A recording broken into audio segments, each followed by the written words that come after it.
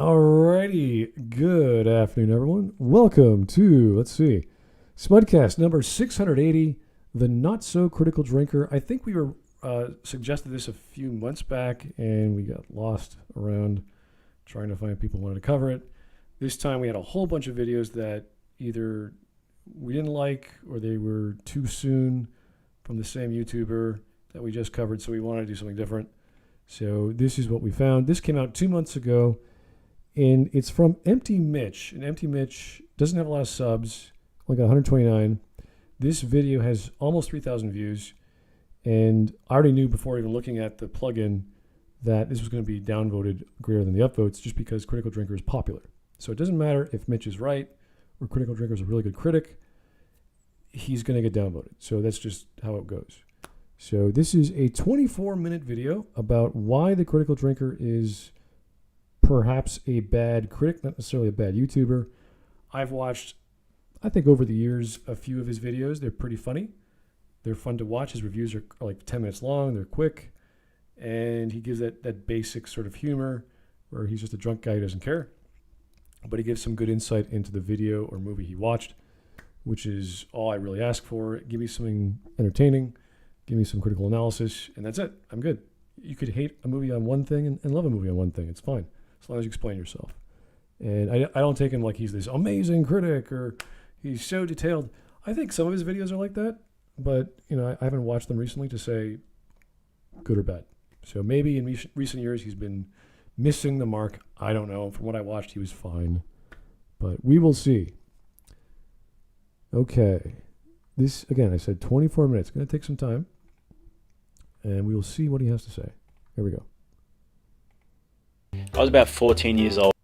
Okay. Get the hell out. We have to get the dad back anyway. And after a quick Google search, I realized that my friend and I had been duped by the marketing campaign. And while this was disappointing to learn... So he actually thought the Blair Witch was real? Are you serious? Okay. I mean, I don't know about you, but I kind of knew it was fiction. I mean, good for the marketing campaign to make this guy think it was not, but yeah, it's fiction, guys. It's not a big deal. Thought this was real. You felt bad about it because you were duped by marketing or whatever, and then you watched it saying, oh yeah, this is just a film, it's fiction, and then you went, man, this sucks. Really? This is It sounds like you were already feeling bad about it before you gave it a fair shot. Like when I first saw it in theaters, I know I wasn't going to be scared because I don't really get scared over stuff like I just don't get scared. It's just one of my things. So when I saw it, I was like, oh, I get what they're doing here to make you feel scared because it was tense. There was a lot of tense scenes and it feels claustrophobic. The film grain on the video comes out. It feels dark a lot of times. There are some creepy moments. So that's what made the Blair Witch great. It was a simple film with just a few people that are getting killed off. I think there's 3 in total that the story is told by, and they're getting lost in the woods, and they all end up dead. And they don't. And it's all a big mystery of how they die, because the video never really shows clearly what's going on. I think they find a heart in like a pile of clothes that was torn up in the woods, and they assume it's his friend because it's his friend's shirt. It's like stuff like that. So it's all just like there to freak you out and slowly build up tension. So that to me, it's like I don't. It doesn't bother me because it's a movie. But people around, like, they were like freaking out. They were like, oh my god. So that was to me a really great film because you watch it in the dark in a theater, and that's why you go to the movies, to have a great experience. But I wasn't biased because I personally wasn't afraid. The Critical Drinker. Critical Drinker is a pretty successful author of action-adventure books. He's a live streamer commentator, but he's best known for his YouTube movie reviews.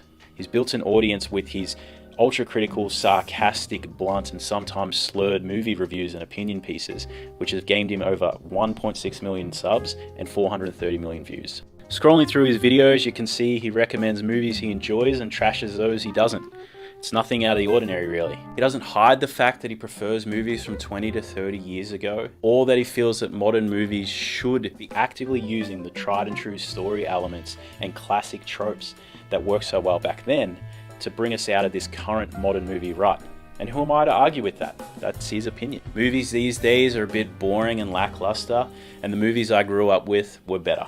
But if you delve into a few more of these reviews, you start to notice a pattern. The drinker can't help but bring up his personal distaste of what he calls the modern audience or the message. Movies these days suck because... Yeah, but that's fair. He's not lying. He's using his brain. He's like, what is this crap we're seeing the past 15 years is all this politicization of stories for kids or comics or whatever the story might be about.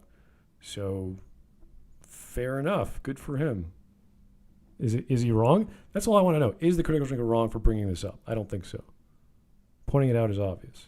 No, he is absolutely not. I think like it's a blatantly obvious one, and that's kind of why he has such a large audience. If he was wrong, he was trying to sell like lies, then obviously he couldn't like get this much audience around it.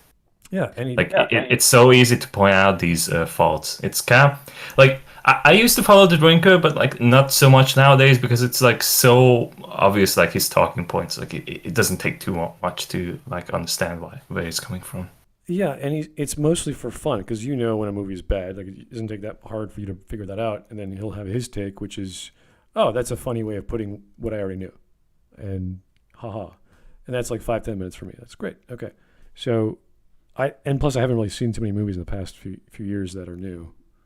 So same.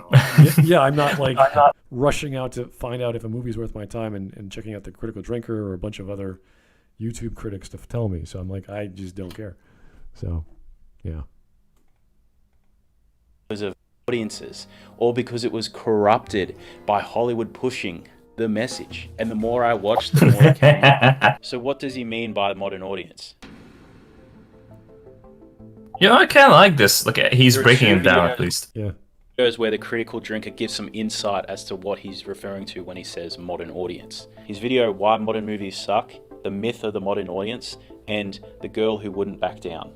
In his video, Why Modern Movies Suck, he sums up the modern audience as the politically progressive, emotionally fragile and easily offended modern audience which must be carefully catered to. He then goes on to say that the modern audience doesn't actually exist. Exactly that. A myth. A convenient scapegoat created by writers of these projects to deflect blame and criticism away from themselves. According to the drinker, the modern audience is actually a myth created by Hollywood writers so that they can deflect blame and criticism onto when their movies are received poorly. Because ultimately, the people they're really catering to are themselves. It's an excuse for them to indulge their own narcissism, to impose their own worldview, to undo the things that they don't like and replace it with stuff they personally want to see.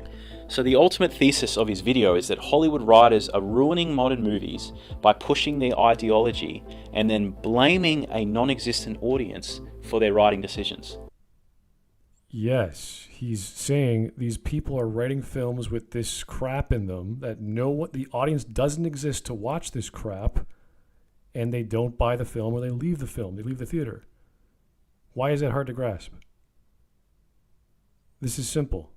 It's probably because of the contradiction that seems obvious then, that he describes the modern audience while saying that it doesn't exist, which is both true, because he's describing a absolute minority that also doesn't pay for the movies and therefore isn't an actual audience. It is certainly not a modern audience. It is just that Hollywood claims it is the modern audience it needs to pander to because it is apparently this new big thing, when it isn't. Yeah, and then we look at what he actually says, not during his video performances, but when he interviews or gets interviewed by people. And I saw one with some investor dude, I don't know his name, and he was talking about how the Oscars, if any Oscar from the Academy Awards, if you want to get an Oscar or at least be nominated to have an Oscar, you have to have a series of minorities in your film in leading roles.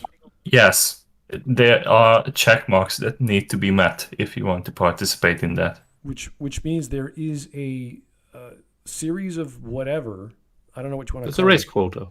Well, yeah, we know it's the criteria is a race quota, but there's a series of people who vote on this Like, oh, did you watch the film? Did you see 5 black people, etc.?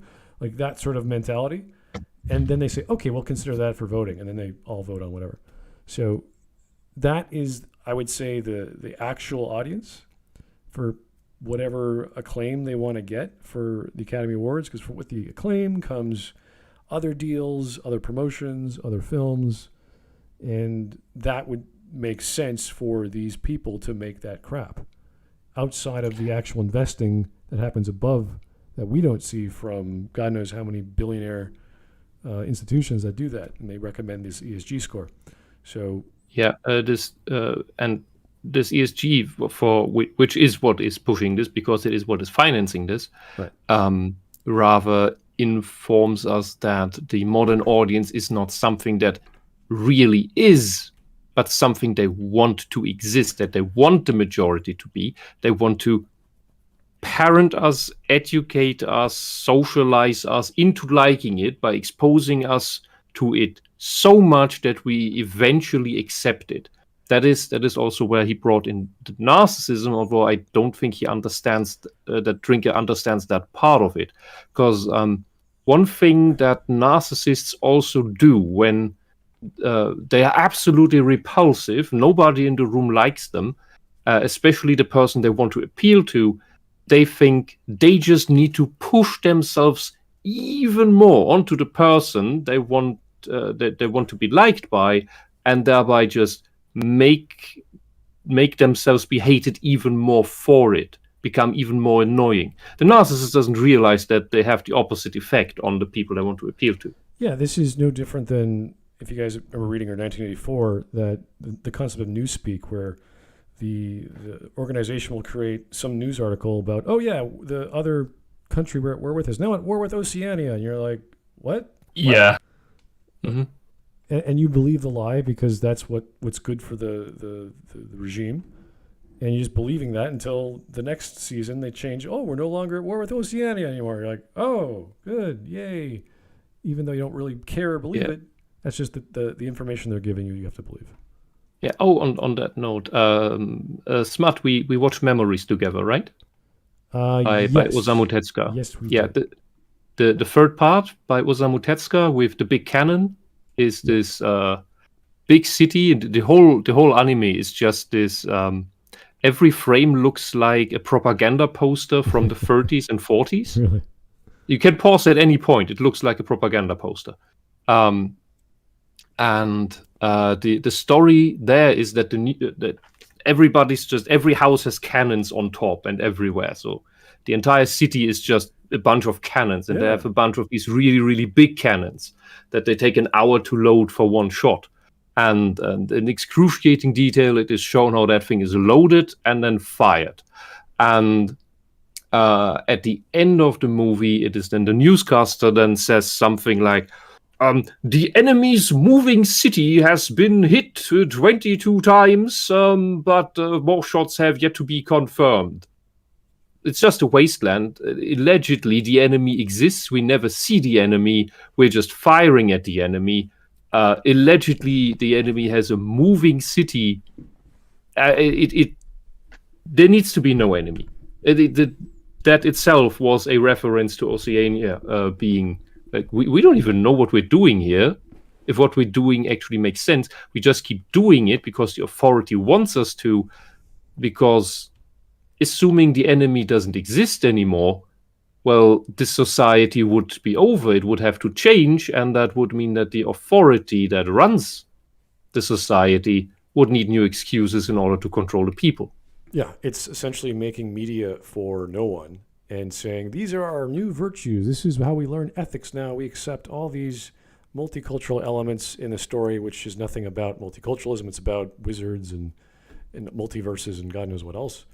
And this is what we are watching now. And that's why all these Marvel films that have recently come out aren't so hot. So, well, that's not because they're about wizards and the multiverse, although multiverse stories are usually, let's say, lame because they take out all the gravity of any fatal incidents in any universe, especially in the original universe, because, hey, there's an infinite amount of other universes where all the people still live, so who cares? And but rather the problem is more that it is a weird, deranged minority.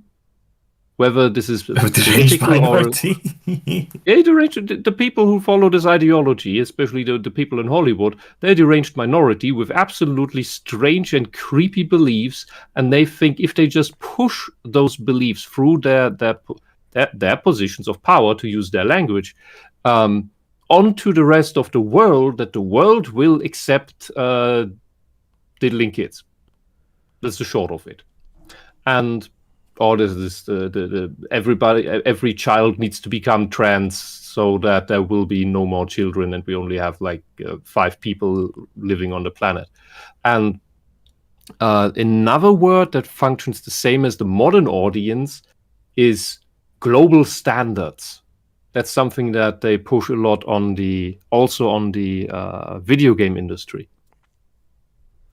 Yeah, I think Arc System Works had this thing a couple of days ago where they said, "Oh yeah, we're gonna change Guilty Gear stuff to appeal more to global standards to be more competitive," which is then when they will gut their brand so much that nobody will like it anymore. Yeah, I heard Macron blame video games and whatever on the constant fights that's going on in France right now.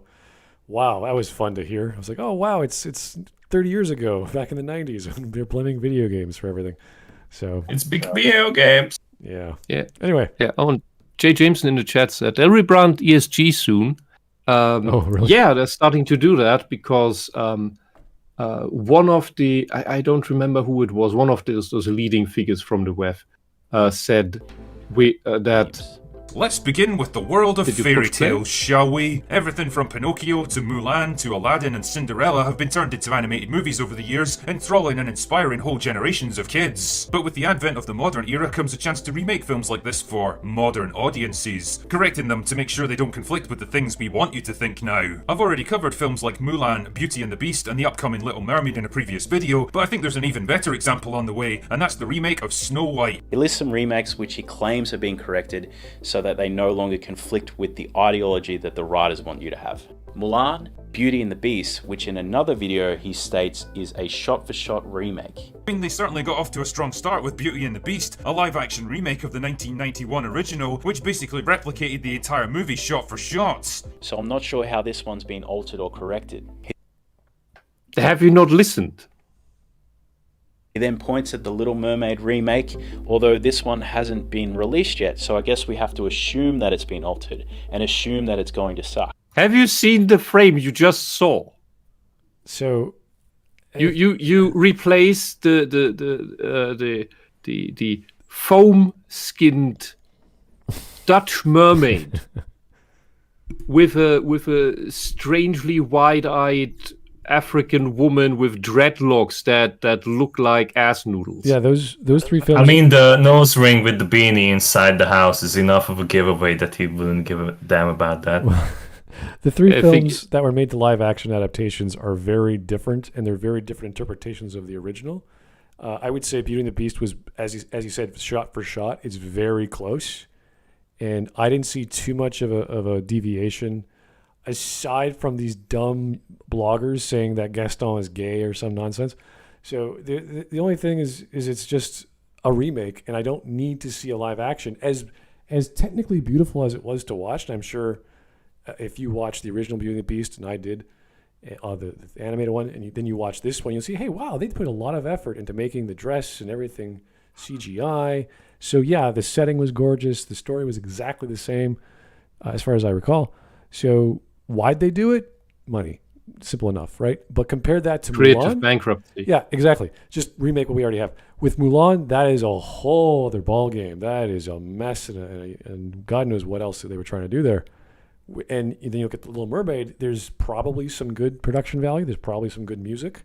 There's probably some good dancing. I don't know. I didn't watch it. But then there's the whole other thing of how did this black lady become, or this black family become multicultural underwater? And how does her hair work? Like, I don't know if you guys have ever seen black women with long hair that has not been teased. Yeah. It doesn't like the water very much. Very curly hair. Doesn't flow like that. So magical mermaid, you could say, yeah, whatever. But it's still hard to suspend your disbelief for a bit. And I don't think his problem to understand things is the beanie or the nose ring, but when I look at his eyes, he took a bit too much weed before making this video. Okay. Well, let's not get into a discussion on Mulan. They'll just bring up a lot of can of worms that I think we talked about it years ago. Let's ask China. No. The upcoming Snow White remake, which he asserts has been altered in part because of this man. Just as a side note, Peter Dinklage has publicly criticised Snow White for reinforcing negative stereotypes of people who have dwarfism. And because of this, the drinker declares that Dinklage has no sense of humour. And now, because of Dinklage's comments, the 7 dwarves have been altered to intelligent engineers. It's less about him not having humor. It's more about him wanting to retain his position as top dwarf in Hollywood. Perhaps, yeah, that could be it. But like, I do remember that news story actually, and like some of those people with dwarfism actually were commenting out that like because of Dinklage's comment, they were laid off from the job. Yeah, exactly. So like, what exactly is he talking about here?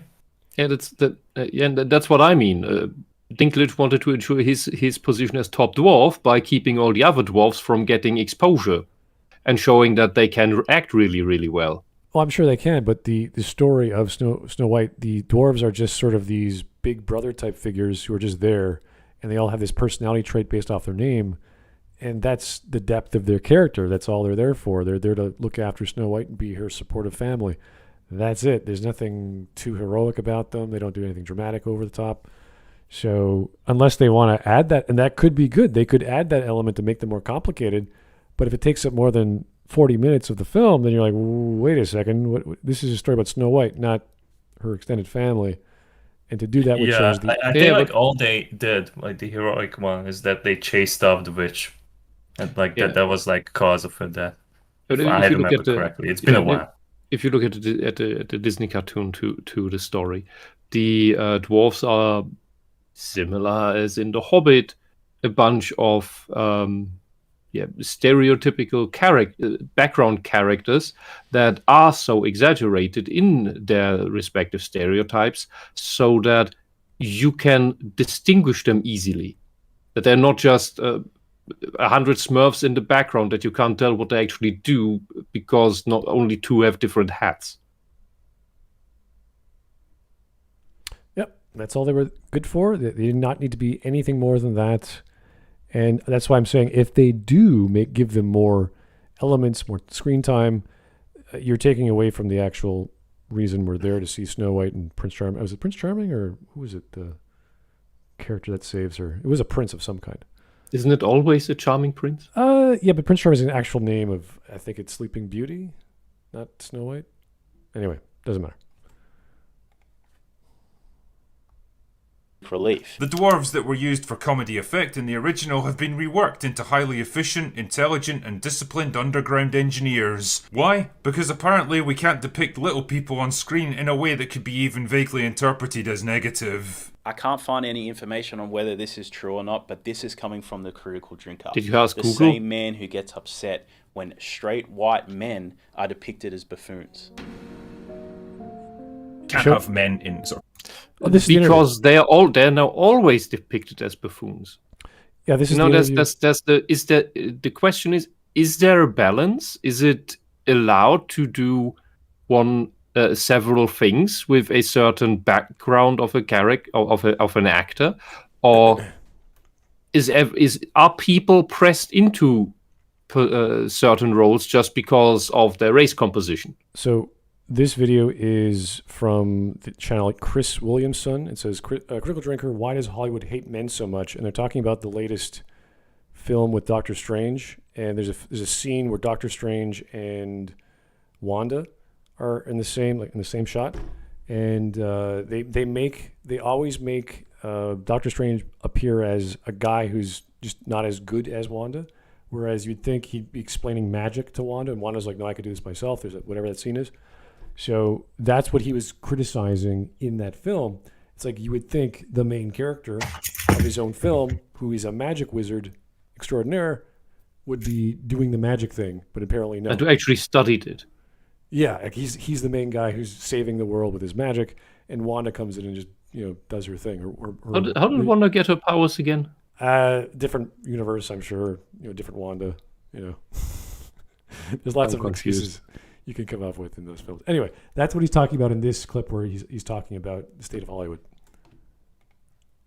Like traditional strong masculine men in lead roles anymore, and if you ever get a character like that, they almost always become the butt of a joke. Isn't it funny how the only two male characters in this film are either portrayed as weak and pathetic or dumb and comical? So that is that the same film or is that another one? That looks like Black Panther. I could be wrong. Thing to think. At the expense of the male characters. As a white, he's an idiot. He can't do anything for himself. All that stuff, and it's like a parody.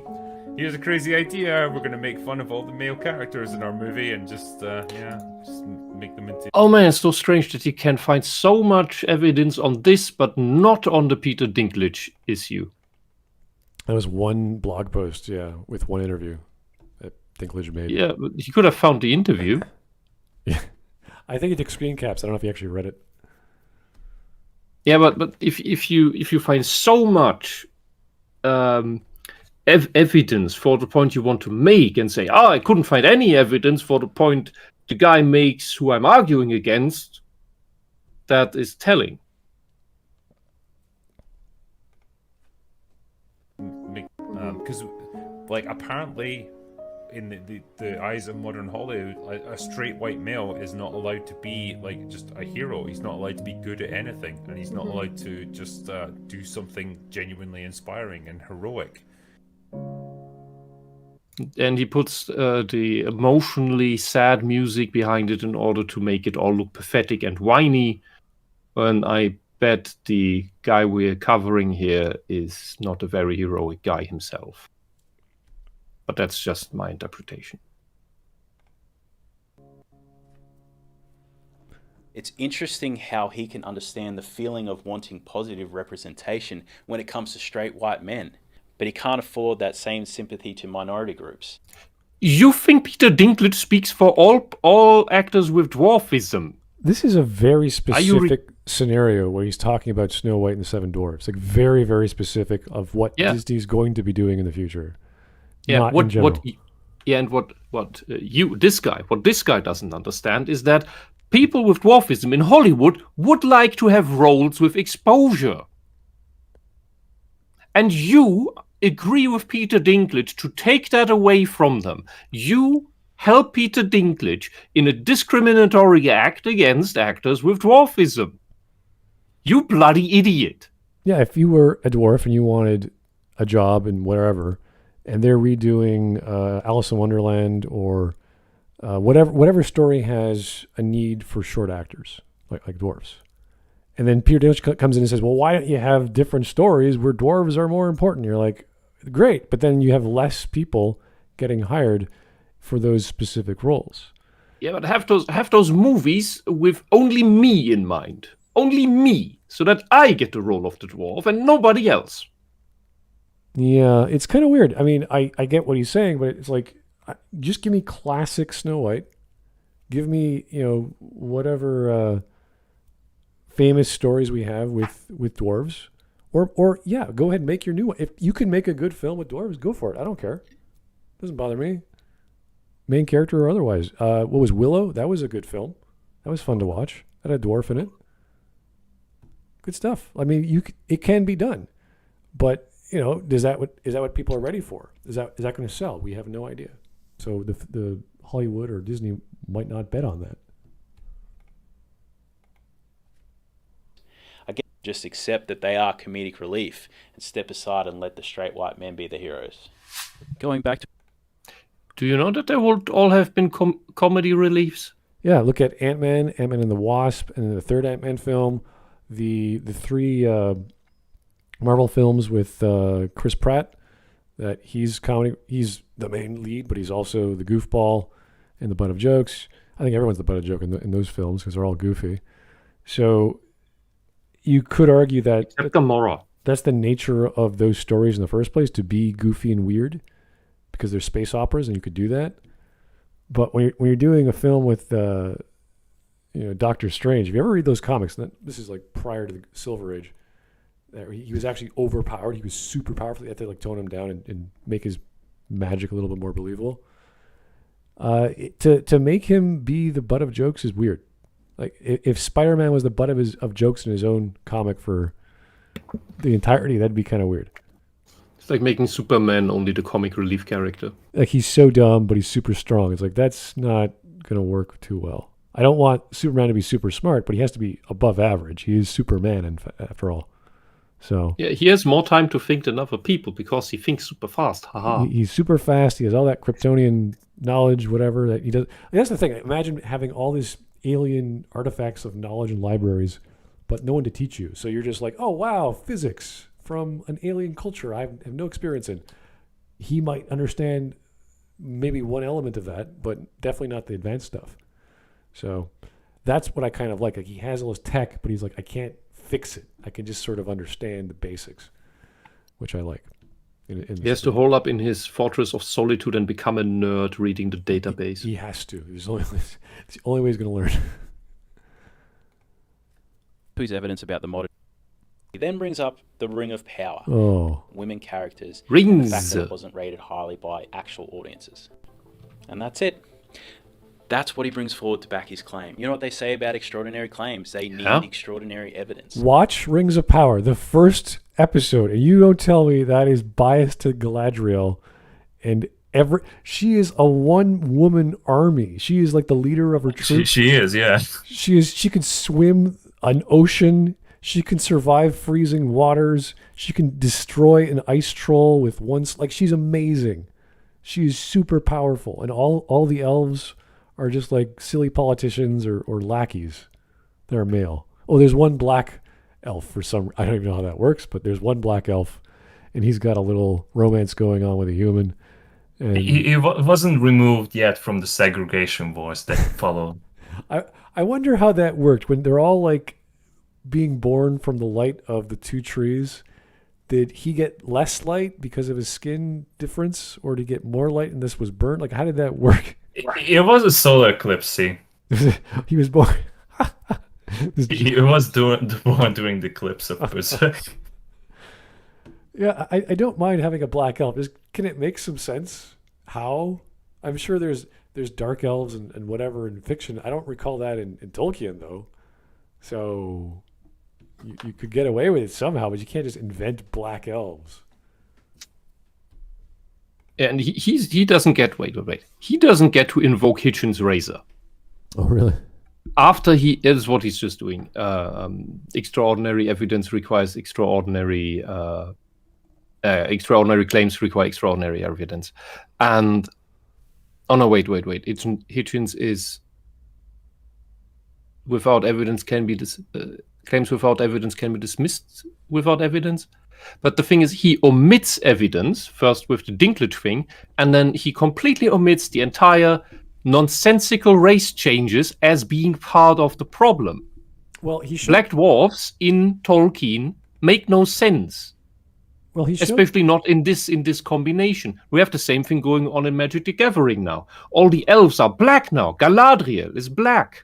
Aragorn is black. The Easterlings are now Celts with axes instead of spears. Well, he did show the clip from Chris Williamson, which I hope he watched, the 8-minute short interview, where he talks about multiple things, not just the multiverse of madness. And he talks about how, these characters that are supposedly leads are being laughed at and made fun of. And you could say, well, some self-deprecating humor is good for a main character. It's like, yeah, but not at the expense from a strong female character, anti-hero, whatever you want to call Wanda. I don't think what they do is self-deprecating humor. They just, because self-deprecating humor is when you admit to a fault of your own. What we see is just deprecating humor, where those characters are being made fun of either by messing up or just by being passive-aggressively insulted by other characters, especially the narcissistic women in the stories or rewrites. But I'm surprised he didn't mention those because he clearly got the clip of it. So I'm a little concerned about him not doing enough research. Because if you look at Critical Drinker's YouTube channel, he has a whole bunch of videos talking about this. So it's not hard to find them. Any evidence. Drinker listed You will 4 ignore it. Disney remakes with release dates that span a 7-year period. So One of which people didn't like, one of which people loved, and 2 others that haven't been released yet. Have you checked the reception of Mulan in China? Which it was made to appeal to? Which they thanked the concentration camp for? In the credits? Just asking. I'm wondering There's if also he TV showed show- Little Mermaid rating. It wasn't out when he made the video. Oh, okay, fair enough. That's why he wanted to, oh, what could I have possibly changed in The Little Mermaid, while showing us this really strange face of that actress that I wonder why who thinks that she's beautiful. I can't wrap my head around it. Yeah, I don't mind it when adaptations use like 80% at least of the original source and maintain that, and then do their own 20%, whatever, different musical, different sound, different graphics, like whatever they want, twist it around. But they can't go like, oh, let's turn the Little Mermaid into a guy. It's like, ooh, that'd be too much. It'd be like, whoa. Now you're taking over the whole concept of this female who wants this entirely new experience in life. Yeah, and the Disney version is already has like these 20% of changes to the original story in it. And this one, then this live action thing, then twists that even more, but not in a good way. Oh yeah, and that's the best example is like the Death Notes adaptation, which is farcical at times. The rules of the Death Note, the characters. I think the only thing that I really liked from that was the Ryuk animation, like the CGI they did, the Death God. That was like, wow, that looked really good. He sounds really good. And the actor Willem Dafoe was excellent. Really, that was like, wow, that's the best part of Death Note. And the apple, he's eating the apple. How the hell did they manage to afford him? I know. It's like everything else was like really poorly done. And then you have this amazing CGI of William Dafoe, which sounded perfect. I'm like, oh, this is so good. And then everything else is crap. Maybe he actually liked the material and thought, oh, maybe they don't make it shit. I can at least ensure that that one character isn't shit by playing him. Yeah, William, you get to play a metal-looking god of death who likes apples. Like, oh, do I get to bite the apple? My teeth? Oh, God. Anyway. Oh, he has a minor role in Northman, but you don't see his face. Oh, yeah, no, he's great. Dafoe is amazing. Great actor. He's like Christopher Walken. He'll do anything. And make it amazing. Yeah.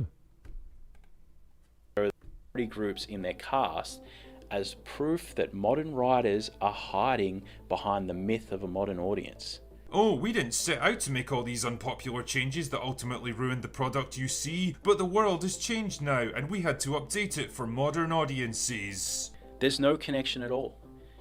Why? Why do you not see it? Why do you refuse to see that the mythical modern audience, which is a straw man? I think that's the easiest way to put it. The modern audience the term itself is a straw man. It's something that doesn't exist. Yet this phantom is pandered to in the hopes that it becomes reality by just doing it enough. Like communism. We do it enough and then it somehow magically works a few generations down the line. But somehow doesn't. I like... And in order to realize that, all these characters are race swapped. Yeah, well, I like an example of The Nutty Professor. If you guys remember The Nutty Professor, the original from the 60s, and they got the modern one was with Eddie Murphy. Eddie Murphy. Yeah, and the whole idea is that there's a magic potion. Remember, he has some crazy chemical that he consumes, and he turns into another person. And he's all Jekyll and Hyde story. Yeah, and it's funny, and it doesn't matter that Eddie Murphy's black. The fact that Eddie Murphy's so talented that he was able to not only be a good lead character, he was able to act as like the family of the, what are they called, the Grumps or whatever, the Frumps, whatever they're called. Like it was like, wow, you got the best guy to do that role. And no one cared that he was black. No one cared if he was white. It wouldn't matter. He was so good, and he played the role perfectly. And then some. That's what makes a good remake. You give me more of the same thing, of the thing I want, which is the Nutty Professor. In a well-done way. Yeah, and you compare like The Little Mermaid. Well, where everything was wrong. I don't know. I haven't seen it. Also, the Nutty Professor is not an old cultural treasure. It's already an iteration of an old cultural treasure. Like it's the comedy version of Jekyll and Hyde. Yeah. If you say you want to make a comedy version of Star Wars, which is Robot Chicken, I'll go for it. Or make a comedy version of Star Trek, then you get the Orville. Nobody's going to complain that it's not Star Trek, because it isn't Star Trek. Yeah, it just helps that you have a comedic genius like Eddie Murphy, the same way you had a comedic genius like Jerry Lewis to be able to pull this. Like he's the one keeping this film open for you watching. It's so well done. So you can get Eddie Murphy's done some flops over the years for sure. So that is certainly a problem with these scripts that he thinks. And how much money did he make off those really bad films that got turned into, I don't know, horror rides or whatever they were called? It was 3D. They were 3D films, I think, on IMAX you could watch. I can't remember what they were called. They were so bad. It was Apollo Mars, something like that. It was some space. I can't remember what the hell it was called. It was so bad as a B movie, and he went and did it. And Meteor Man. Which one? Meteor Man. Was it? Well, that's one of them. I like Meteor Man. So it was called like Apollo Mars or some weird name like that. It was such a bad premise and God knows production. But yeah, he did some floppers, some stinkers. So. As a kid, I liked Meteor Man so much that I thought it was Eddie Murphy. Oh, really? Anyway. Movies from the hundreds that have been released and jumps to a conspiracy where there is a concerted effort from Hollywood to force a narrative down your throat. And even if we were to give the drinker the benefit of the doubt and say that movies and TV shows are written by woke writers... Is he reading a script? This is getting funny. Yes, he is. He is reading, like every time he looks down. Yes. And they are written by woke writers because we see the interviews with the writers who say all the woke things. What the hell do you want? They have agenda, all that stuff. We need to pull up the interview with the Thundercats Raw guy who said he watched Thundercats as a kid, but he wanted to change everything about it, and that's how you get the garbage. Or like the director for The Last of Us TV show, where he admitted that he purposely made a gay episode because he just wanted people to see a gay romance on screen. Yeah, just for the even though reason. The context of the story has like no remotely close to like what was happening in the show. Yeah, for the same reason that Neil Druckmann added a repulsive sex scene in Last of Us 2 that looks like a gay sex scene because the characters are so bloody ugly.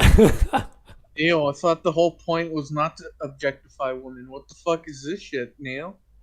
Well, she doesn't look like a woman, so is it really objectifying a woman? Oh, Touche. okay. All right. They suck. We have to then ignore the piles and piles of TV shows and movies that have come out in this same time period that not only have a diverse cast and woke storyline. Well, Birds of but have Prey? done Are you extremely serious? well in the ratings.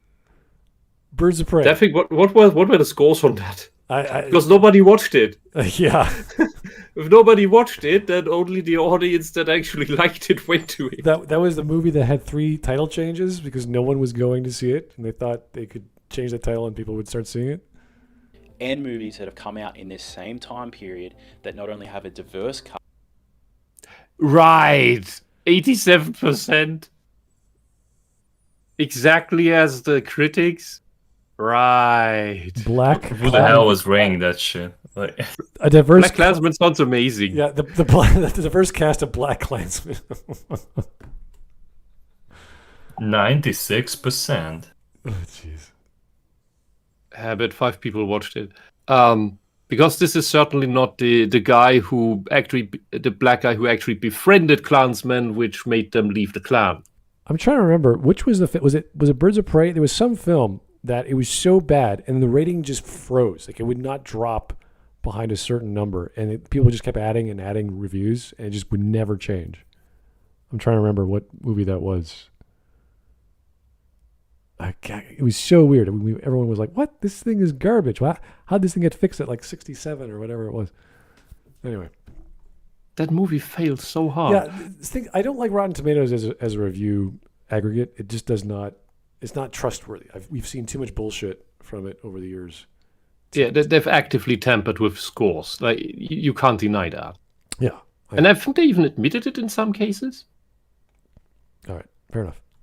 Yeah, the thing is, and that have done extremely well. Thing is, just having a diverse cast doesn't make woke movie. So when the story justifies all of that, okay. So it's original on top. Okay, if you make remakes that are just bad, and you just race and gender swap all the characters and maybe even change their sexualities and all of those attributes just to fit your agenda, then you break the story because nothing makes sense, especially as you make it about the race, sex, and sexuality. Then it's not about the story anymore. That's the problem. And some of the new stuff that's made, like, what was that, Strange Worlds? Completely flopped. And it was built around having a diverse cast with different sexualities and not standard gender roles, blah, blah, blah. It flopped because because story's not good, writing is not the focus. It's this narcissistic, look at my weird character bullshit. Here's my original furry character bullshit. It's not about the story. It's about, look at the weird thing I made. They've done extremely well in the ratings, but also the piles and piles of TV shows that have straight white men as the leads. Ragnarok was shit. Oh my god, this guy is like just going through Joker? What is this? Did Joker have a diverse cast? Also, the critics didn't like it as much. I'm not going to go back. John Wick 2. I mean, some of these films are not, like Deadpool 2 is a farce. Like, I don't think people watch them for diversity. They just watch, like it's like you're showing me a sports car. It's like, look at the amazing rainbow paint job on the Ferrari. I'm like, okay, I don't care. I remember with Joker, they were trying to do this whole, oh guys, there's going to be another Dark Knight Rises shooting again. And meanwhile, over in the UK, you got machete brawls over Frozen 2. Yeah. How did we get here? Yeah, what was the thing? This is going to be a film for guys who can't get women or whatever. The whole commentary was from the left-leaning critic reviews. It's basically just leftists calling other people they don't like virgins. Yeah, and the thing made, what was it, $1 billion or I don't know, like multiple times its production value. So, like, it's just people like good films. They do not care about diversity. They shouldn't, because diversity does not make good stories. There's no formula for diverse cast equals popular good film. Oh no. Wait. There is one. And that is the ragtag fantasy or science fiction adventure where people from different cultures, even races, species, come together despite their differences, create a greater whole due to their diverse skill sets to overcome a shared enemy. The great evil of the story. Yeah, I recall. That's the diverse story that works. That is the essential diverse story. And the SJWs, or whatever you want to call them, they don't understand that. Well, I remember they think it's that you just make different looking people and that makes it amazing. I remember some That's not it. critics of the left saying certain space operas don't work well when you don't have a homogenized skin tone, because the theory is in the future humans are going to become mostly Asian, because there's more Asians right now. So if you just use math, we're all going to have certain darker skin tones, and they expect this homogenization in the future, like 1,000 years from now or whatever the number might be. I would never trust the future predictions of leftists because that's what made them believe communism would work. Well, this is an interesting theory from a bunch of academics, but that doesn't mean that's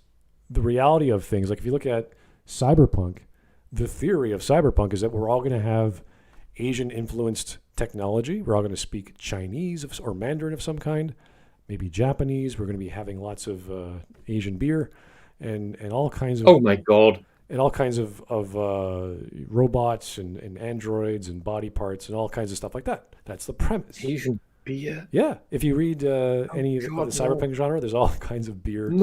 That's no. Asian. Oh God, no. I know. It's like, man. Maybe we should take that the future is Asians as a warning, and also that people like Klaus Schwab want to eradicate all other races because he thinks Asians are the most easy to control. Maybe if Germany takes over Shandong province once more and they bring more rye bread. They're like, wow, rye bread is amazing. What happened to all the rest? It's an actual meal, and you can make beer out of it too. You're like, oh my God, right? It's like lembas. Okay. It's magic bread. And good beer is like liquid bread. It fills you. It gives you energy. Not as amazing as Tsingtao, but it's still beer. Yeah. Tsingtao was founded by Germans who went to China, so these people have no beer. This is an unbearable situation. How are we supposed to survive if we have no beer? Let's found a brewery. There you go. That's the story of Tsingtao. Tsingtao is a German beer. Most of the good stuff is. Okay. Let that sink in. China was funded by the Germans, yes. Okay. Well, they were uncultured people. They had no beer. That's why they invented communism. Probably. Like, wait a second. We have no stopgap to continue our descent into madness. Where's the... Oh, there's no beer. That's why. Had the Russians had German beer, they might have had a chance against communism. That explains why there was so much beer in Germany with the prior to World War I, when the Russians and Germans traded so much. They had all this grain from Ukraine. You're like, what do we do with all this grain? I don't know. Make some beer. Okay. The actual proof that I'm right. Okay. Anyway. Why you definitely not left?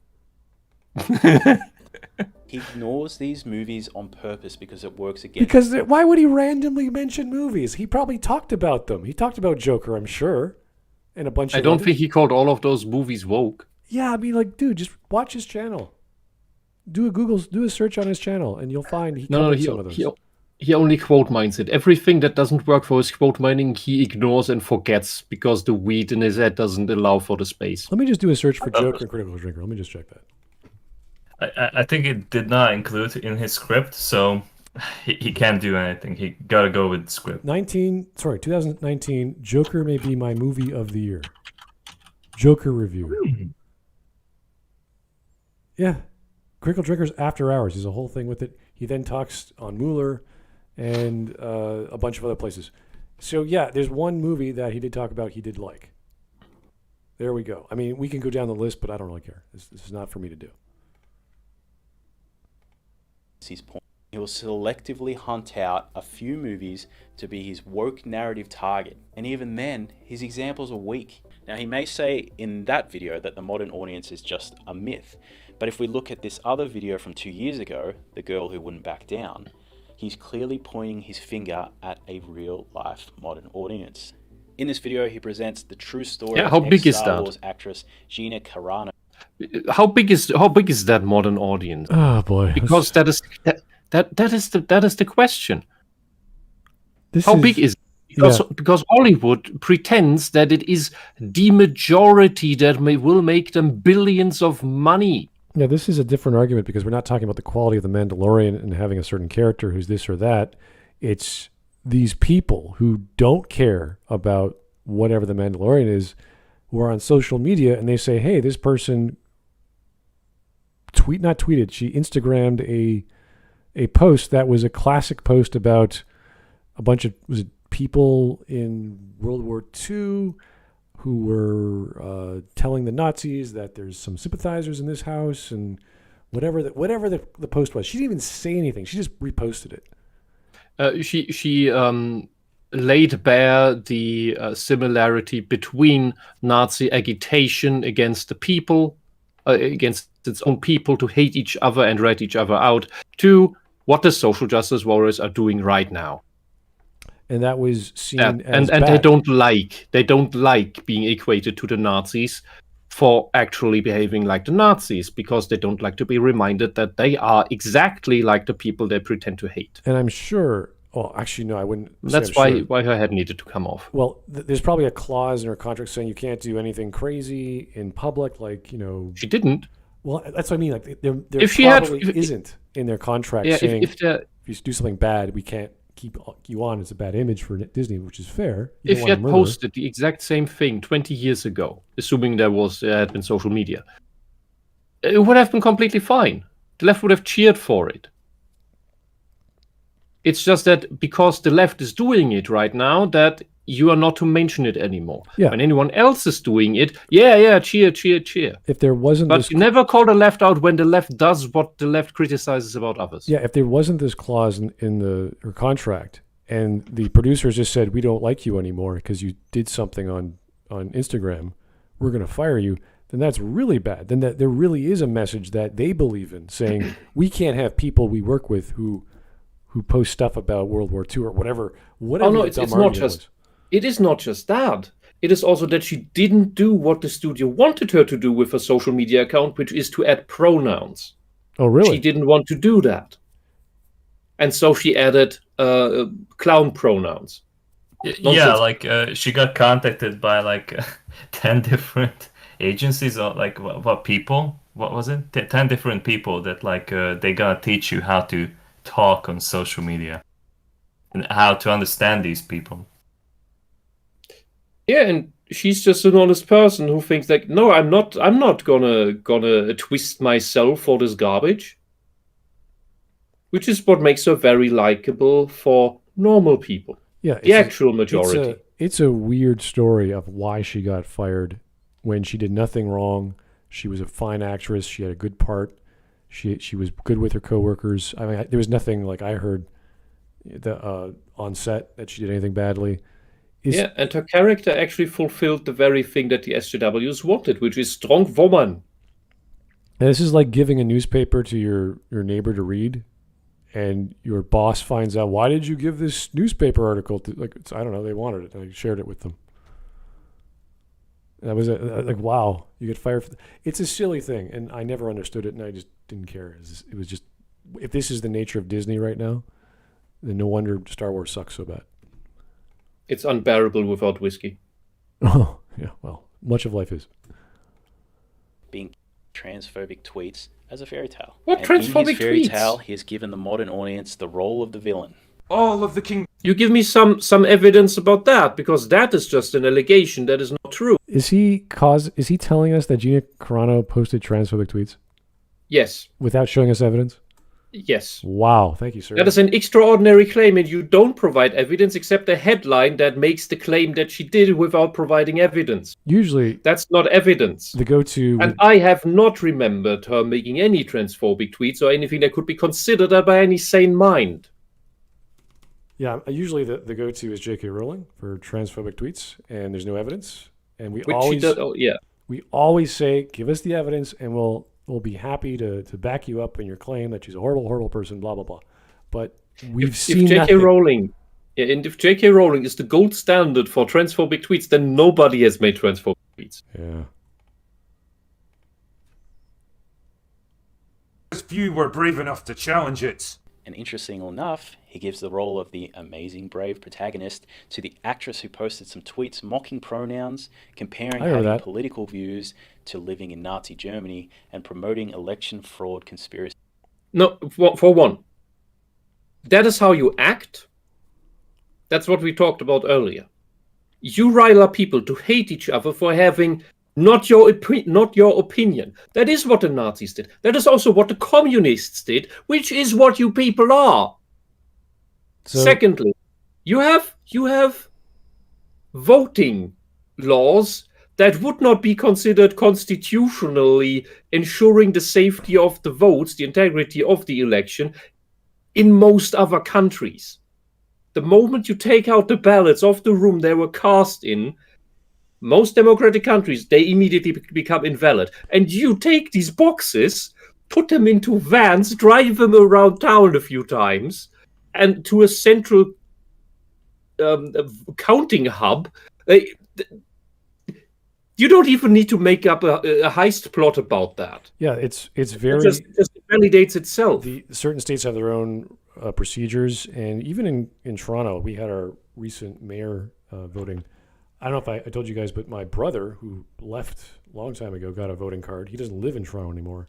So he could have very much, if he wanted to, just taken his ID that proves that he lives at the address that they mailed the voting card to, and there's lots of ways to do that. I can mail him a letter in the mail, and boom, he takes it, he shows it to the voting person, boom, he can vote in a city he doesn't live in. So there's lots of dumb rules, but the rules per state are very strange. There has been lots of issues. I think ID is the most basic thing to ask for. She didn't even say what kind of ID. Like, was it ID based off age, based off location, based off whatever? No, just ID. She's being very generic here. Yeah. This is nothing unheard of. This is nothing radical. We've had ID for votes. And here in Germany, we have state mandatory ID. That's by law. You have to have that.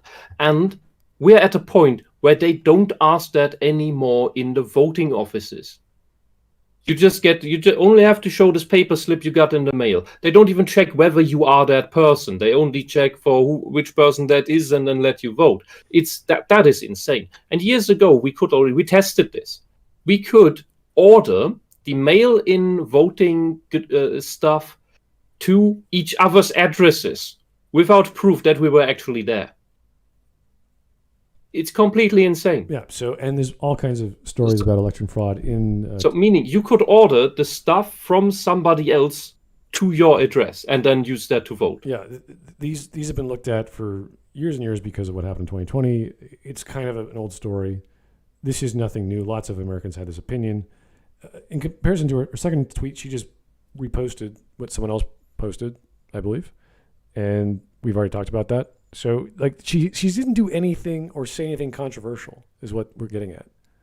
Yeah, these are all completely fair points to want to ensure the integrity of your vote. Film the counting. Yeah, it should be open in the first place, and that wasn't even the case with that election there. Well, in regards to her first... I've had that happen in Germany where some social democrat wanted to throw us out when he wanted to start counting the votes. We said, what the fuck is wrong with you? I know. I remember that same thing. It happened in 30s and they even burned down the building. It was horrible. Can we go back to the topic though? Yeah. With Gina Carano, the first post was about she made jokes about the pronouns. Wow, you can't. I make jokes about the pronouns. She wasn't working for Disney by that time, wasn't she? Yeah, I mean, it's so innocuous that you can make fun of people. It's online. It's great. You could do that. People with dumb things in their online presence, like, yeah, you can make fun of that. There's nothing wrong with that. I think like the better comparison was like when Gina called attention to the fact that like Pedro Pascal was doing the same fucking thing. Like some other actress was using literally the same image. And like she didn't get anything because like she was on the other political side, so it wasn't really important for them anymore. Yeah, there's no evidence showcasing she was hurting people, she was bad to work with, that she was demanding or saying stuff horrible online. No. There's no evidence. No. And PSA for this guy here that we're covering, in case he watches this thing and this far in the first place. Real trans people don't need this pronoun bullshit. They don't play this pronoun game. It's only for fakers, for narcissists, for frauds, for virtue signalers. Okay. Real trans people are hurt more by this garbage than helped because it makes them all look ridiculous. I think everyone is hurt because of the language laws, especially in Canada. Oh yeah. Now it's been... Oh yeah, it's the most authoritarian move in since the fucking Nazis. It's pretty bad. Anyway, let's get back to the video. We're at 9 minutes. We'll go for another 5, just to he is not doing a good job. I'm just going to say he's not doing a very effective job of arguing. No, he's lying by omission. He is. I wouldn't say he's weak. This is like borderline what someone might get when they do a cursory glance from a Google search. They're like, oh, Gina Carano. Like, okay. Like, he didn't actually think about what she wrote and what the drinker mentioned. Mm-hmm. So I'm a little, this is what a conversation with this guy after 20 minutes would be. Clear this all up. Say, dude, look at what she wrote. Let's read it together. The modern audience is not going to pay for your weed. Oh, unfortunately. Well, like the first few minutes were like okay with this video because like he was like breaking down the points and like he was going from topic to topic, but like now he's just descending into like the narrative. So yeah, and he's not even aware of it. He's just saying, yeah, there's no agenda. It's like you're part of it. You're doing it right now. Drinker just talked about it. Like you're not paying attention to it very clearly. Gaslighting. Difference. And when the cultists tried to turn her into one of them, she didn't just refuse their offer, she openly mocked them. Here was an enemy that would not bend the knee to them, no matter how much they screamed at her, and could not be defeated by even the fiercest mob. He then explains that this very real audience actively pressured Disney to fire the actress for tweeting those things. Yes, the audience of the social media accounts, not the audience of the show. There's a big difference. Yeah, the modern audience is a minority of extremist lunatics that try to cancel, which is a horrible euphemism for trying to destroy people's careers and lives and psyches. Look what this person's saying: transphobia and fascism. Are you serious? You think she's a fascist? Of course they think she's a fascist because she dared equate the socialists with Nazi tactics, which is what they always use. Admit it. Oh. The king scene gathered at the gates of the castle, demanding the young woman's head. And the king and queen, desperate to stay on their shiny throne, finally gave them what... Yeah, but this is what I don't get. Why did they do this? Like, what did they get out of it, aside from making a bunch of people on Twitter happy? Like, what's the point? Well, keep the cult happy. They need to keep the ideology clean. They can't have someone in their fold who's not for the thing. That's where we go back to Mussolini, the original modern fascist. Everybody needs to be part of it. Nobody's allowed to be against it. Nobody's allowed to be outside it. Gina Carano has shown by not complying with every demand of the ideology that she is not for it, that she is instead against it, or at least outside of it, and therefore she must be pushed outside of it. I she wonder cannot be kept. if they got a different MMA female, like, I don't know, a black, Hispanic minority. It wouldn't have made a difference if that other minority have played ball. I don't know. It's about. It is not about your skin color. It is not about your sex. It is not about your sexual orientation. It is not about whether you're trans or not. It is solely about, do you agree with the ideology, and or do you at least unquestioningly push it or not? It's only the question: are you on the side of the ideology or not? Well, I think the optics of firing a minority who's a female lead, or not a lead, but secondary character in the show, who simply just doesn't do all the things that you want socially, I guess on social media at least, would be a pretty big. Like, imagine if Moses Ingram got fired. But look, they canceled. Who was it? Chris Rock? Or who's the other black comedian? Well, there's a few. You mean from the Emmys, the guy who was supposed to host the Oscars or whatever? The one who allegedly made transphobic jokes when everybody, including the trannies in the audience, laughed. Oh yeah, Chappelle. They canceled Chappelle. Well, that doesn't slow Black him man down. extraordinaire. I know, it doesn't slow him down though. He's so big, but yeah, no, they don't like anything that might even poke some fun at their ideology. This is something the Catholics, or the Christians rather, dealt with thousands of years ago. They didn't care. They still believe in God. So this is something that the people need to learn. Any religion you start, you got to have a thick skin. It really helps. So it's the only way you're going to get along. If you believe in the flying spaghetti monster or whatever, people are going to laugh at you. It doesn't matter who that object from the sky is. You better start building a thick skin. If you start swearing and getting angry at people, something is going to crack. You're going to say, "Listen, You only need a thick skin. You only need a thick skin when you are in a minority.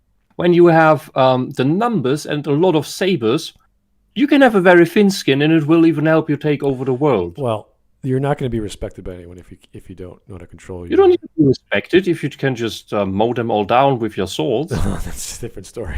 Oh, jeez. Yeah, that's the story of a certain religion for a couple centuries that tried to take over Europe for a long, long time until there was an uprising against it.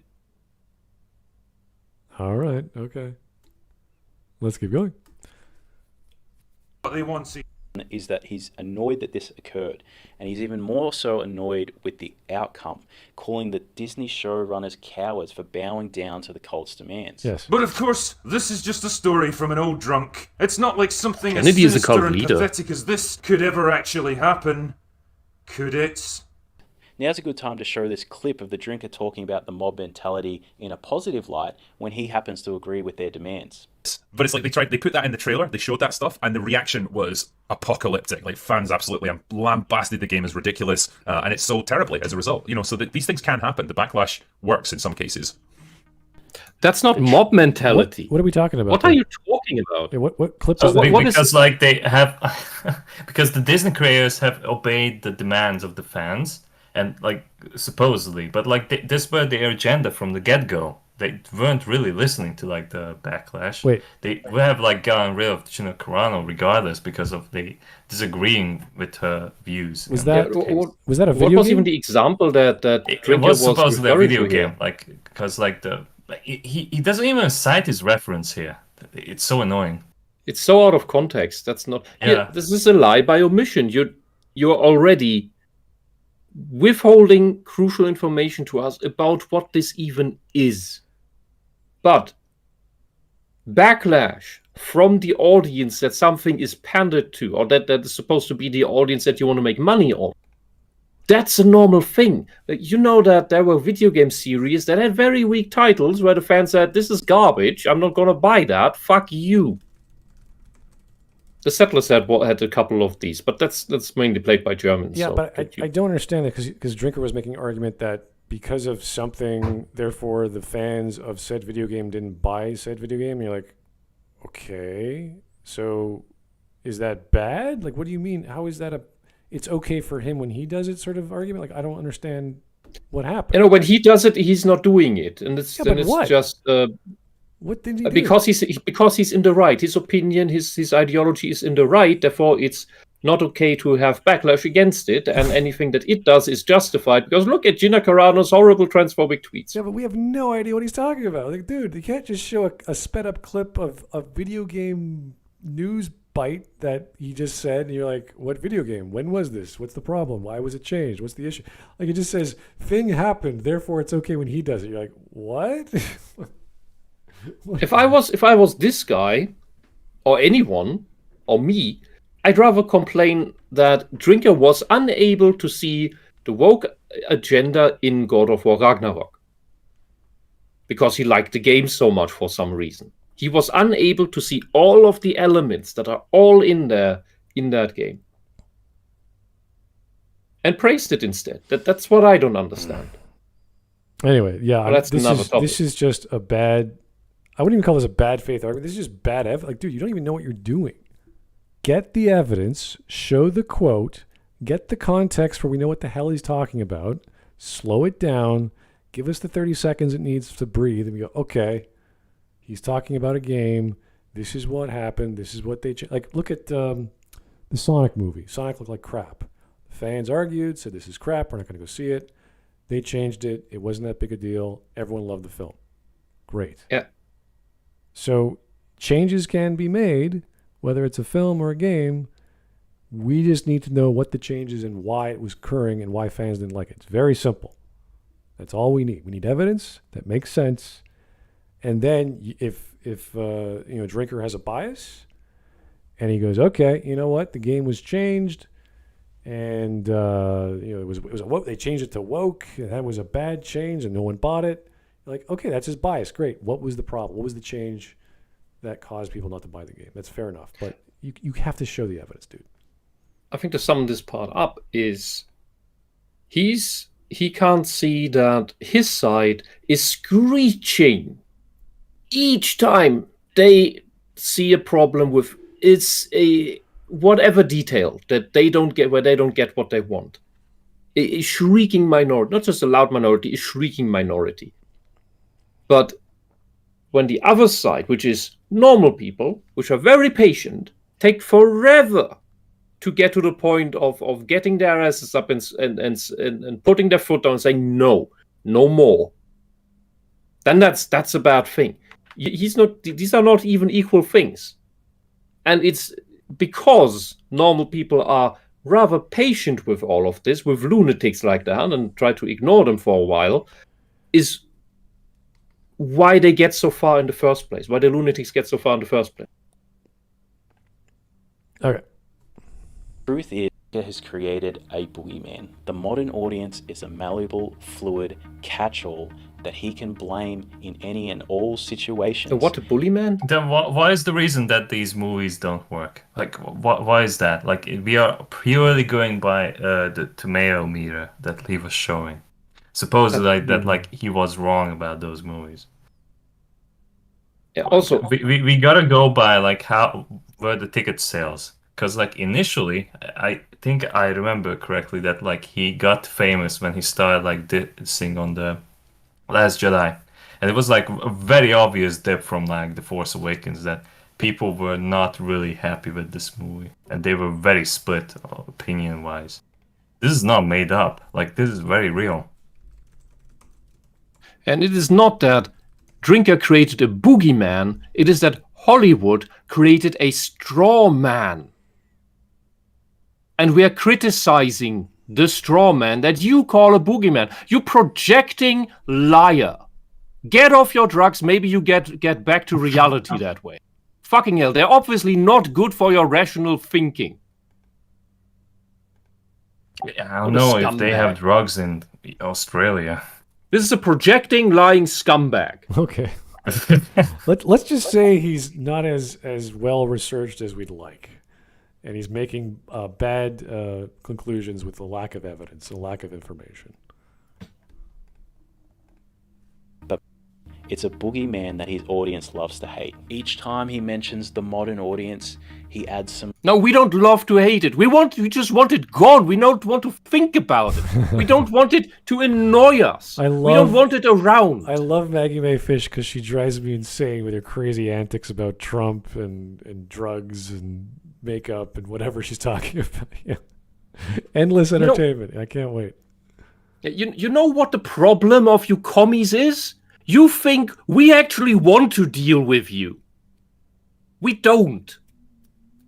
You are harassers, you're abusers, you're tyrants, despots, perpetual pathological liars, narcissists, psychopaths. Go the fuck away. Go build a commune with your communist friends and starve alone without us. I like how he pauses the video and it seems like he's walking into the room when he starts talking. I think he's stimming. I think he's just taking breaks and like, this is crazy. I'm going to go for a walk and I'll come back. Like he's pacing and giving a speech. It's kind of funny. Reverb. He says it slowly and he throws in this 7-year-old video of a screaming woman, which is synonymous with the triggered woke SJW millennial. And with that, I always thought that was a fat guy. No, that was the Trump election thing. Yeah, but I thought that was just a fat guy. Trump got inaugurated. Yeah. That's a woman? Yeah. Let their own meaning onto it. That loser-triggered lib encompasses everything the individual You're not liberals. Hates. And without having to say it, the drinker has made the perfect point that just so happens to align exactly with that viewer's existing ideology. Wait, what ideology? Are you assuming because he sees an ideology that's causing all these issues with quality and storytelling that therefore the people who disagree with that ideology have their own ideology? We all have an ideology, but the ideologues who keep pushing all this insane tyrannical communist garbage, they don't have an ideology. No. I don't think I have a particular ideology for media criticism. I have premises I use criteria that have worked with me in the past, but it's not an ideology. I could change it and use a different lens anytime I want when I think it needs one. But there's no... Why is this? Yeah. Like, I'm not like, oh, communism horrible, let's use conservatism. I was like, no, I'm not doing that. That's crazy. What even is that? How do you do that? Yeah, what does that mean? Dude, the moment commies are in power, they conserve to communism. Yeah, and they're the conservatives. Conservatism is a nonsensical term, to be honest. And why the hell is his hair perfectly aligned with his light setup in the background? What the fuck? He's What the hell? He likes Blade Runner. I don't know. Wow. Neon lights are cool. See, dude, this is the difference between you and me. I don't even need to be fascinated by something like that. Well, I'm a fan of the 80s, so anything that had neon... Oh, no, not you, him. Oh, him, you? Okay. I am mainly blasted by this Canadian whiskey. Oh, God, you're still drinking that? I'm so sorry. Jeez, that is not right. I should... You know what? That explains everything. I will get you some good Canadian whiskey. How's that? Then you'll feel better. Really? Well, yeah, there's some really good stuff. Do you know the bloody shipping costs? No, I'll give you money. You could buy it in your country. You're fine. It's like $10. I don't even know where to get Canadian whiskey in Germany. The imported section, right? You have an import section in your... Whiskey good stuff is not in the supermarket. This is true, but I'm sure you have some shops that sell booze that have an import section. I think we not have in the one whiskey store 100 left, years. But the one I really, really liked sadly had shut down during Corona. It was a guy from Reading, and he was wonderful. When I was shopping for whiskey, and he gave me 6 to taste, and he had 8, and it was wonderful stories. That's the kind of whiskey salesman you want, where he drinks more than you. Oh, I don't know what that sounds horrible. It's just it's really wonderful. Good stuff, guys. I've been having a bottle so far. You should know. No, not like that. I just smelled it like that's not for me. But well, he had opened the glass, so we can't put it back. So somebody has to drink it, right? You gotta before the alcohol escapes. Quickly drink. All right. Well, no. It was wonderful guy from Reading. Well, we're gonna go for another 2 minutes because this guy is not providing any evidence, at least contextualized evidence that makes any sense. Maybe crazy final 2 minutes. Well, no, but I think Drinker may indeed have a bias, but you're not presenting it in a way that makes sense. Yeah, Drinker has a bias for God of War Ragnarok, where he ignores all the bullshit. Yeah, well, we're not talking the destruction of the material, the game and the mythology. We're not talking about video games, just his opinion on a few select movies, which are a bias, but we don't know which, we don't know how, and his apparently made up Hollywood ideology, which is a fake audience, doesn't exist. Therefore, is a boogeyman he can invent and throw around the room. I think that's what he's trying to say here. Anyway. What an audience and my movies means anything the viewer wants it to. And this isn't to say that the drinker can't think that modern movies suck. Of course he can. But his assertion that modern movies suck because of narcissistic Hollywood writers that are pushing a message... Whoa. That's admitted. Wait a second. You're telling me a writer who writes poorly isn't narcissistic? As opposed to what? A writer who writes well? If you're a god of writing, if you're like Harlan Ellison, he knows he's hot shit. He knows it. He knows no one can do what he can do. You don't think they have egos when they write good stuff? It doesn't matter. There's a difference between having an ego and being a narcissist. A true narcissist writes bad because he lacks empathy and therefore can't write characters different from himself. Well, the great thing about Harlan is he was very left-leaning, and he was very sensitive to all these liberal ideas from the 70s and the 80s and even before then. So he knew all of these things, but he still was an excellent writer. And ego, I think that's what made him even better, because he was that good. He knew he was good. He kept pushing. And in order to be good, you have to compete. You have to talk to other writers. You have to argue. You have to prove what you know is what you know. And that means reading other people's books and reading history and reading other things. And when he doesn't know something, he goes to an engineer or a scientist and they say, hey, how does this string theory thing work? And they explain it to him so he can make sense of it. And he quotes them in his book and he says, yes, here's a foreword from this fellow who I talked to in 1974 about how we might have Death Race 2000 in our time and what kind of weapons and defenses we might have on our cool-looking weaponized cars. So he did all that. And, call it whatever psychological persona you want or condition, he made good stuff. So I don't care how narcissistic my writer is. I don't care if they think they're hot shit. Do they write well is all I care about. So that's not really a defense. Pretty obvious right-wing dog whistle. Right wing. How? So if a movie sucks, it's right wing. It's a right wing argument. I could bring up plot references and plot holes and all sorts of horrible tropes. And, there are neutral tropes as well, but horrible tropes are used improperly.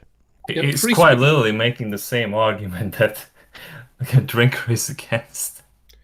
Free speech is also a right-wing issue now, you know?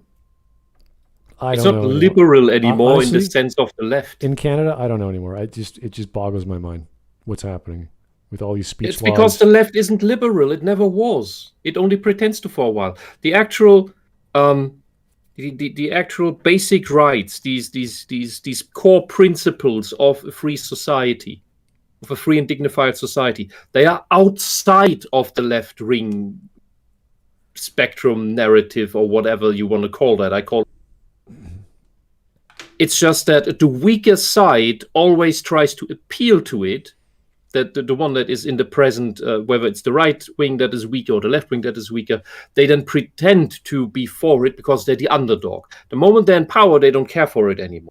These core principles like free speech, merit-based society, etc., they are they're outside of the spectrum. The left doesn't own it. In fact, it's been fighting it in most countries it's been in power of. Okay.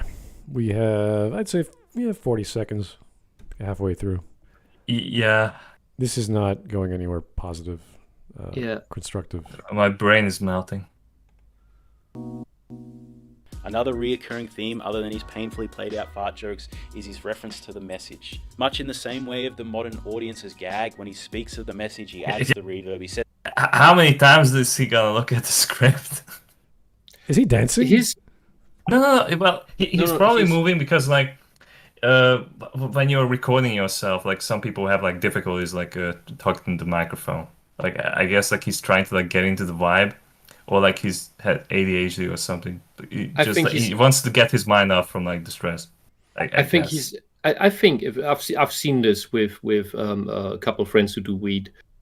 He's also so nervous that through his state of mind, this is how he gets out the nervous energy as well. Or maybe he's rapping. And he's he's white, so he's bad at rapping. He could be a DJ, and he's imagining he's playing some music, and he's like saying his lyrics. He's not doing the scratch movements with the paper. Well, not necessarily that with kind the of vinyl. DJ. Yeah, there's lots of things you could do as DJ. It's not necessarily changing your various tones and frequencies, but maybe he's into that, and this is natural this is where he performs. So same idea. Yeah, but he's also looking so much at the text because he can't memorize for shit. Maybe. I don't know. Either way, I say stop the weed. It's not good for you. You're not a person who can deal with that stuff. There are people who can. There are very few. You're not one of them. Either way, the argument is not really working on me that he's going to talk about this proverbial message the drinker always makes a joke about. Says it slowly. Mitch. The yes. drinker obviously has an issue with the message in the same way he has an issue with modern audiences. And yes. It's clear to see why. Equality, rights, feminism, diversity. I guess You're not all for the evils equality. of You the are world. not for equality. You are for making everyone the bloody same. You're for equity. That's the thing. They are not for equality. They pretend to be, but really they are for equity, which is communism, which is making everyone the same, which is putting incompetent people in the positions of responsibility that require merit that these people can't bring to the table, and then the system breaks down. That's what you do. You are incompetent. Equity is ruled by incompetence. There's no place for these kind of messages in our media. How dare they try to bring this propaganda into our movies? It's you don't even understand the bloody critique. I want to know. Your smug smile is not gonna save you. I want to know. You are an agent of this. You're at best too dumb to understand what's going on. I want to know which media this message should belong. You can't just have it in everything. Which one should it belong? To me, if you're going to have a story about the rights of minorities, you should have a historical account of, let's say, Martin Luther King, and maybe he has a friend or a family member who had a side story that's just as interesting, and you would depict that as a biopic or something like that. That'd be fine. That'd be great. You're telling the story of minorities and people arguing for equal rights. It's fair enough. But you don't do that all the time in your space opera on a primitive planet where they're just dealing with slavery again for the 13th time in every story about space operas. And, we have a minority who's enslaved, or in fantasy style novels, we have the elves are enslaved, or the It's beast always race. no. It's always the non-white people who are enslaved. Whatever. Yeah, it's like, okay. I mean, you want to do this story again? I don't care. How are you making it new and fresh? Because we've gone through this. We've gone through films and movies and TV shows and books and the same boring crap. I don't want that.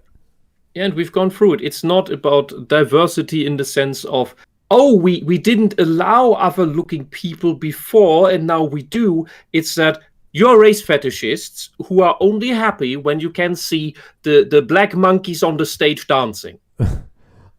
That's your mentality. I remember like Mad Max films, right? This is a post-apocalyptic world. They had slaves. They had people in chains.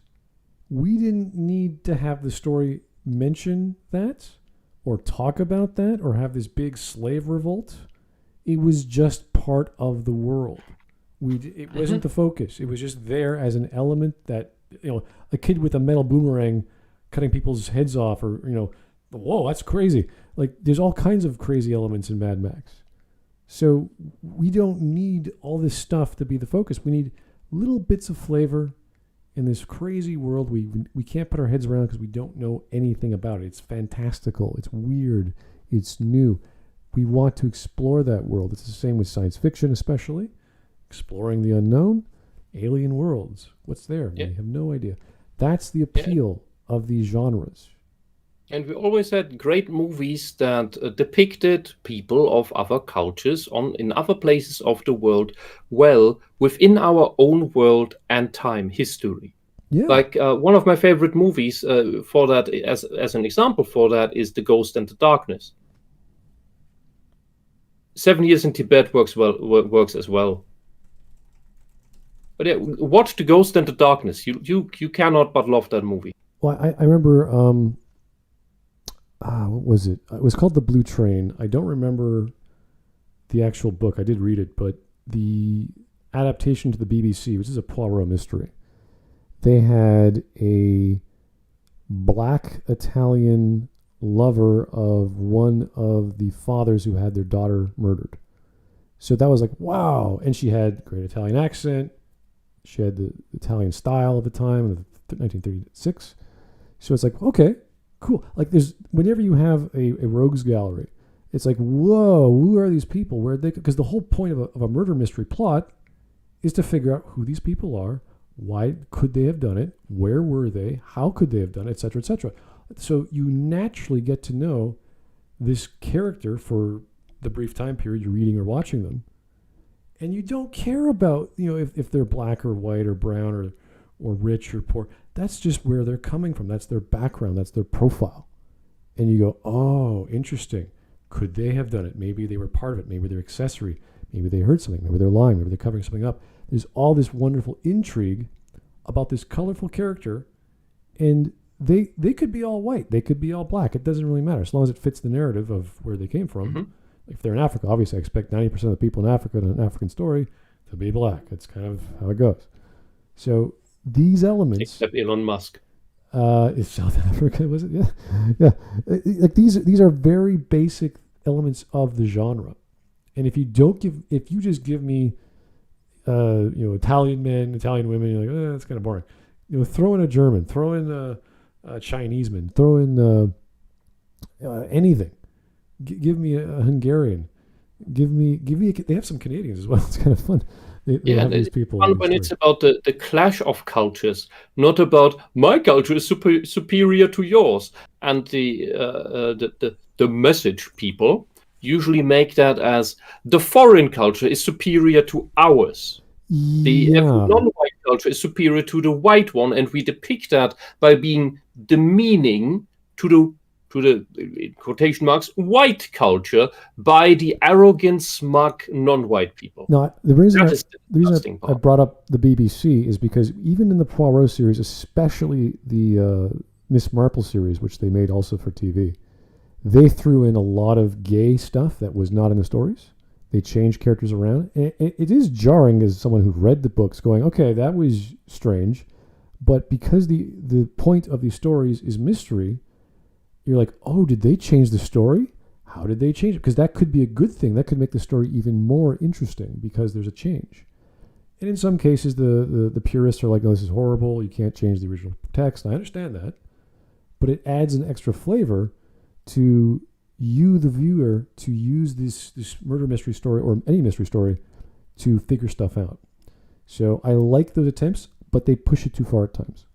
And you see that in Miss Marple a lot. You see that with a few Poirot mysteries where there's supposedly a gay couple or a man was murdered because he was gay, and you're like, wait a second, that didn't happen in the books.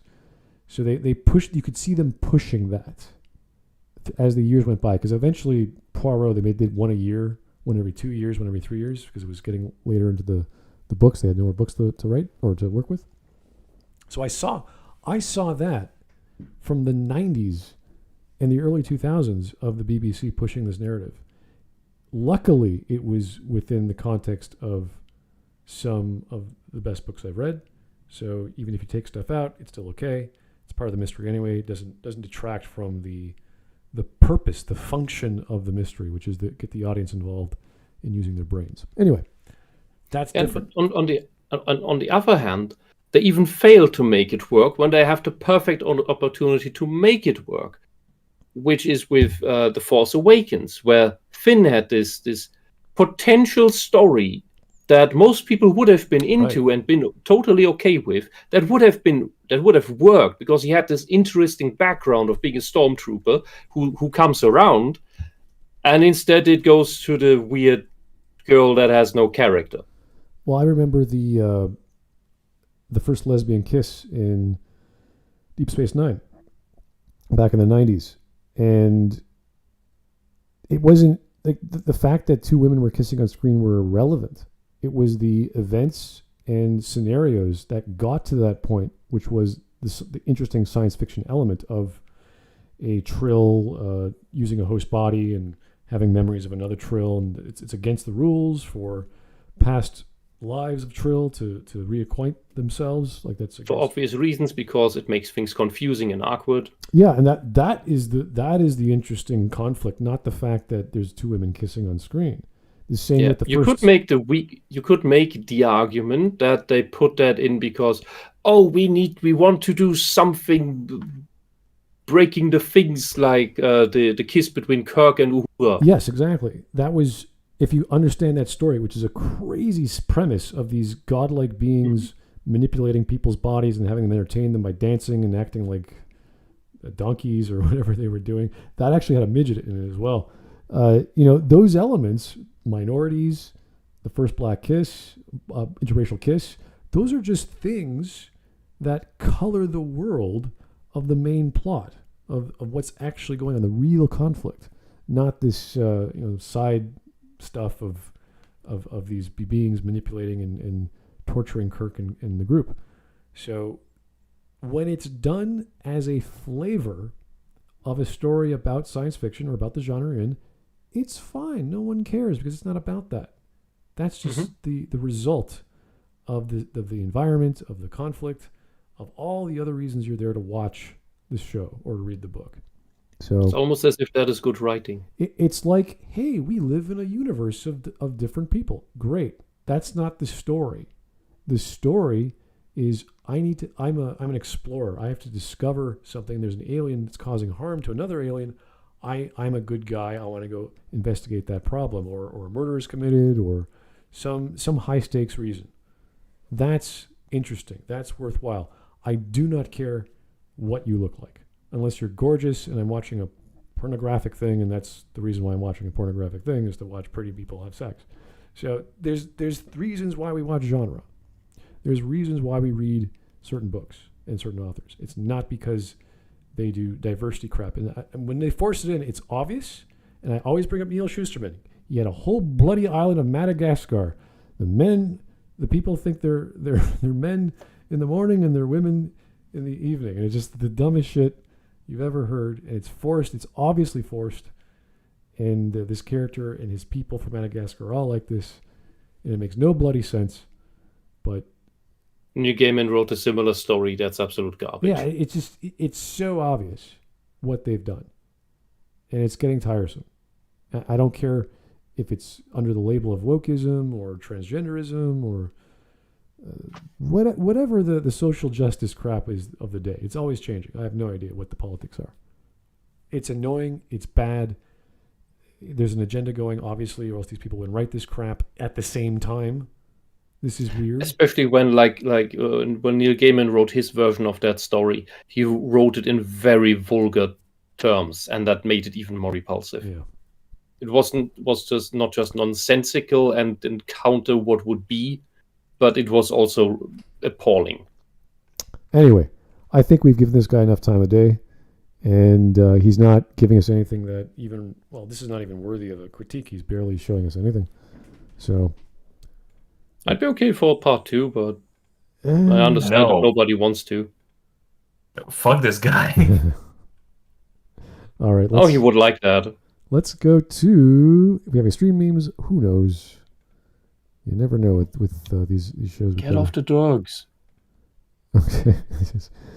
Drugs are bad, okay? Speaking of modern audiences, Disney is adding more stupidity to the Star Wars franchise. Disney Star Wars facts. Cass, first transgender actor in a major role. Philosophy Tube is not trans. Fawn admitted to never have had gender dysphoria. Fawn is a fetishist. He's also a narcissist, well, obviously. And you could tell that easily by his old content. He was always making it with being almost naked. Someone who has gender dysphoria cannot do that because it is so bloody embarrassing. You would die in an instant. So they've hired a famous YouTuber. Wow. But Yeah, she the one already who got has- quotes into Netflix's Cowboy Bebop. The hand of Brad 2 cannot be stopped. Wow. Yeah. And Fawn has also, I think, been funded by. He has taken communist money, or was it UK money, UK state money, for making propaganda? Oh, jeez. One of the two. State-employed gay, you So say? this is the proper way to attack the critical drinker? This is the easy way that we would have done it? So he shows Miss Marvel and Ray, and it shows, I hate these characters because they're boring Mary Sues with nothing that can stop them. Fair enough. And then he shows, it's what is that girl on the top right? Freya? That's supposed to be Freya. Oh, okay. From God of War. Completely lunatic, narcissistic, Oedipal, deranged feminist mother. Yeah, and the other one is from what's that stupid game I never Fat played? Alloy. The second version of Alloy in her game series. Wow, so well written and balanced. I've not played that one, so I don't know. Yeah, but Legacy, on point. Perfectly on point. Yeah. He made bad reviews of certain games he liked. Yeah, he doesn't see the message when he doesn't want to. To think that these channels called Drinker uncritical freaking audiologues, go watch Patrician TV instead. 20 hours. How do you people find enjoyment in this? Pillar of Garbage, Actual Fandom, and I can't read the other one because that content actually goes over the content instead of projecting their personal life and adding political personal. Personal, you're right. That spelling test isn't gonna make it, Legacy. Yeah. Oh boy. Yeah, these guys definitely aren't worth your time. They're good for a laugh though. Netflix, Disney, Warner Brothers. Did you see that? What's her face or whatever his face is called? Did a video today saying that Anheuser-Busch is losing because they didn't back me all the way. Like what? you bombed their freaking stock by 25%.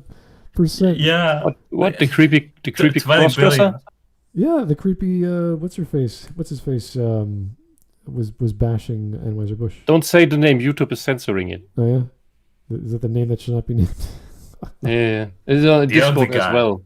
I try to post memes with this crossdresser on server, and Discord doesn't allow it for sensitive content. And the only thing that was in the meme was basically the face of that guy.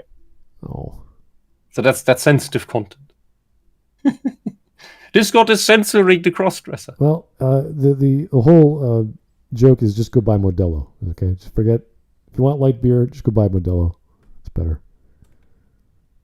Why would you drink a light beer? Well, I'm just saying. Some people like it. What's the point? Hey, you know what? Sometimes I like a light beer. That's fair.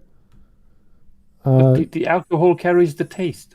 This is true, but the light beers are still 5%, and you get a very, very light buzz. What? Anyway. Light beer has 5%? What? Yeah. That's... What? I know. It's weird, isn't it?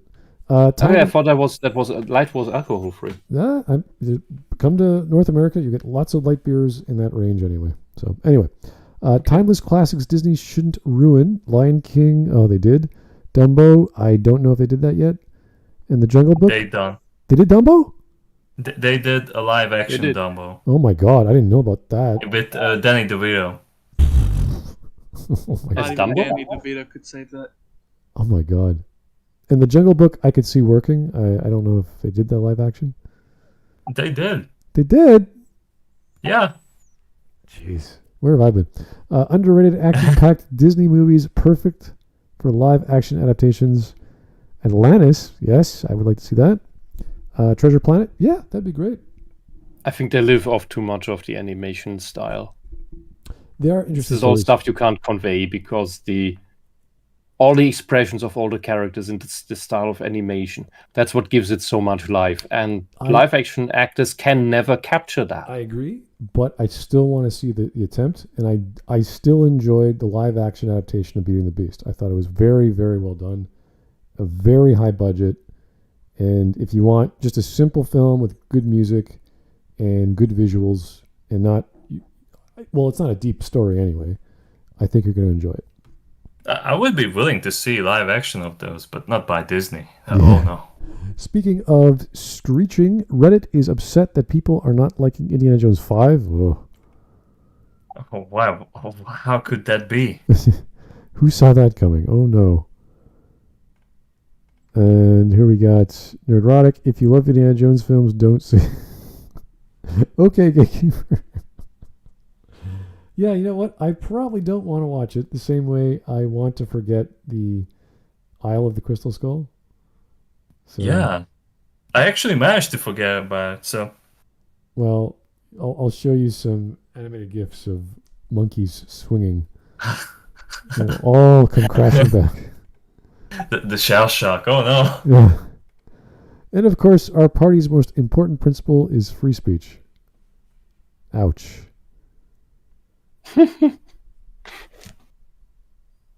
Oh dear. Anyway. Oh, did you actually read the Bud Light text of the meme? No, I'm happy. Not doing that. I'm good. I think we've exhausted this guy. He only has a few videos. He's a small channel. He looked exhausted when he started. I think he's just pacing. He's going up and down. It's kind of cool. That's just how he presents it. I say it's stimming. I'm fine with that. I don't mind. I just want good arguments and good evidence, and I'm okay with whatever drugs you're on. I don't care. But he didn't bring any. I know. That's the problem. Anyway, that was a mulligan, guys. That wasn't even worth it. We can do another one for tomorrow. I don't care what it is. Anime, gaming, we name it. You give it to us. We'll vote on it. Part 2. Give us something good. Not kind of milk toast. Meh. I want something. I want like a not a Maggie May, but something, a little. Part 2. No part 2. This guy's a waste of time. Why would we do that to ourselves? Yeah, give me. Why are we doing this? Because the same reason we're doing this in the first one. Yeah. Well, we didn't want to cover another Mother's Basement video too soon. Oh God. So this guy was fine. That needs at least a week pause. Something, just anything that okay, we can work with that. We have a commentary that's not always political would be nice. Gaming would be good. Media, fun stuff would be good. Doesn't matter what, but give us something cool. We'll be happy to cover it, and we'll be happy to have you tomorrow if you're up for that show. So thank you so much. Enjoy the heat. Have a good Friday. Beginning of your Saturday. Take it easy. Good night. Good night. Bye.